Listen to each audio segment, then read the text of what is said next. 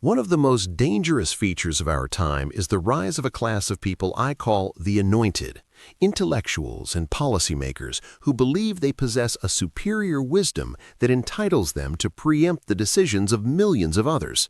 This is the unconstrained vision in its most arrogant form. Nowhere is the damage of this vision more visible or more tragic than in the American education system. We are currently witnessing a systematic erosion of standards, not because we lack the resources to teach, but because the people in charge of our schools are more committed to an ideology of social justice than to the hard work of intellectual development. To understand the tragedy, we must look at the data coming out of the charter school movement, specifically schools like Success Academy in Harlem. If you look at the statewide math and English tests in New York, you will see something that should be front-page news every day.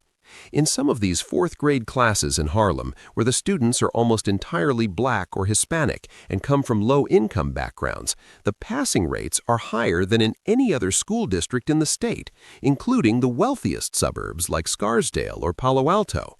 These children are not gifted in some genetic sense that others are not. They are simply being taught in an environment that values discipline, hard work, and factual mastery over the trendy self-esteem building and political indoctrination that has taken over the public school system. The response from the educational establishment to this success is not to copy it, but to try and destroy it. You have the mayor of New York and the teachers' unions actively working to block the expansion of these schools. Why? Because the success of a charter school in a poor neighborhood is a direct threat to the monopoly of the public school system. It proves that the problem isn't the children, or their race, or their socioeconomic status. It's the schools themselves. When you see a political establishment trying to shut down a school that is giving a child their only shot at a better life simply to protect the job security of union members, you are looking at a moral outrage of the highest order. This same mindset of the Anointed has infected our universities through the policy of affirmative action, which I have studied extensively. The grand fallacy here is the belief that you can help a student by placing them in an environment for which they are currently not prepared. I call this the mismatch effect. Consider a black student who scores in the 80th percentile on the SAT. That is an excellent score. That student is likely to be a high achiever at most colleges across the country. But if an elite university like Harvard or Cornell uses racial preferences to admit that student, they are placing him in a class where the average student is in the 99th percentile. The pace of the teaching in that 99th percentile classroom is geared towards students who have already mastered concepts that the 80th percentile student hasn't seen yet. What happens? That student, who is perfectly capable of being an engineer or a lawyer, ends up struggling or failing out, not because he lacks ability, but because he has been systematically mismatched. He would have been a top student at a slightly less prestigious, but still excellent university. Instead, the elite institutions use these students as demographic window dressing to satisfy their own egos, while the students themselves pay the price in failed careers and a sense of inadequacy that is entirely manufactured by the policy. The damage doesn't stop with education, it extends to the very structure of the community. In the 1960s, these same experts decided that they knew better than parents how to handle the social development of children. They introduced things like sex education into the public schools, promising it would lead to a more enlightened and healthier society. But if you look at the empirical evidence, the results were the exact opposite. Before these programs were mandated, teenage pregnancy rates and venereal disease rates had been declining for years. Immediately following the widespread introduction of these expert-led programs, those rates began to skyrocket. The intellectuals preempted the role of the family, and the social fallout was disastrous. This is the recurring theme of the unconstrained vision. The experts never pay the price for being wrong. If a businessman makes a mistake, he loses his money. If a doctor makes a mistake, he loses his license. But if a social engineer or an intellectual implements a policy that destroys the black family or ruins the education of a generation of children, he simply writes another book or moves on to a higher-paying government consultancy. They are insulated from the consequences of their own ideas. They talk about compassion, but real compassion is looking at the results, not the intentions. We have to ask ourselves, how long can a society survive when its most influential members are immune to facts? We see it in the crime rates, where experts argued that we should be more understanding of criminals, and the result was that murder rates doubled in a decade. We see it in the economy, where they argue for policies that have failed in every country they've been tried. The only antidote to this is a return to empirical thinking. We must stop asking what sounds good and start asking what happens. Until we do that, we are just the benighted being led by the anointed into a future of our own making. The legacy of culture versus the legacy of slavery.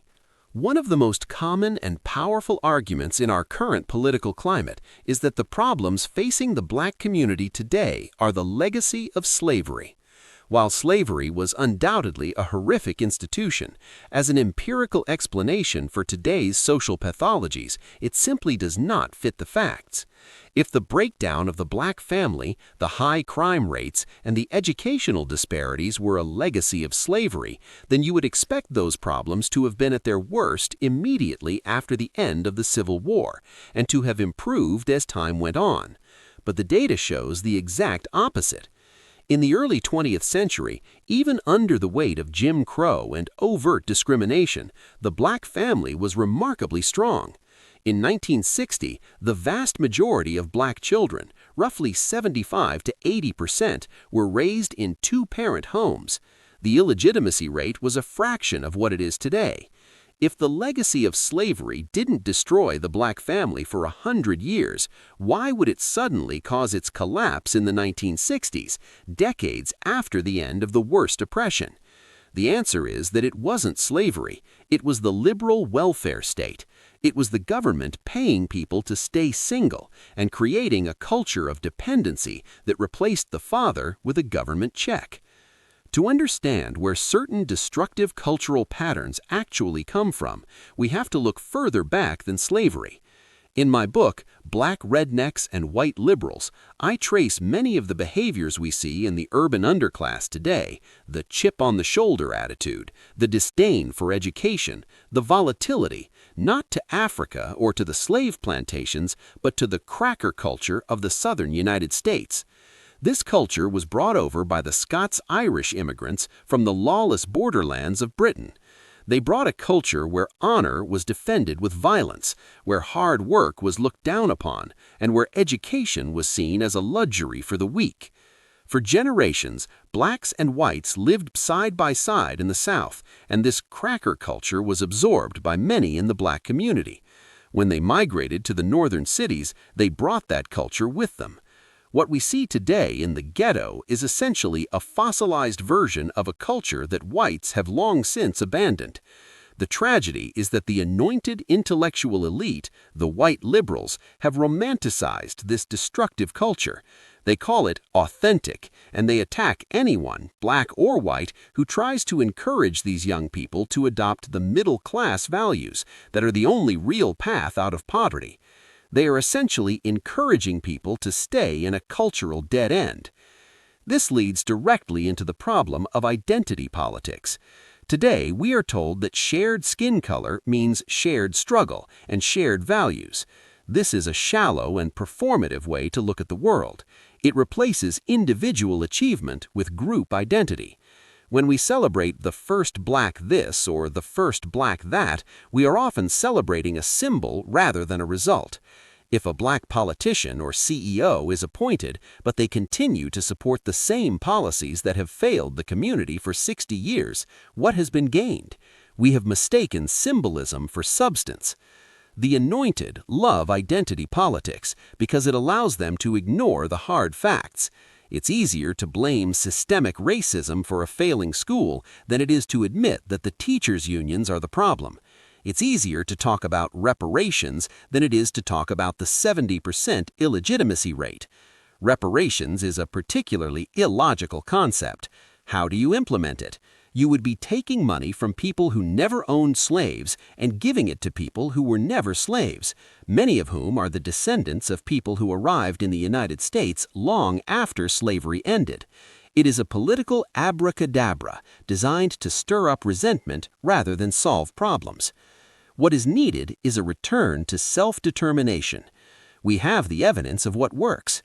We know that when you have two-parent families, when you have schools that demand excellence, and when you have a culture that values production over predation, the poverty rate disappears.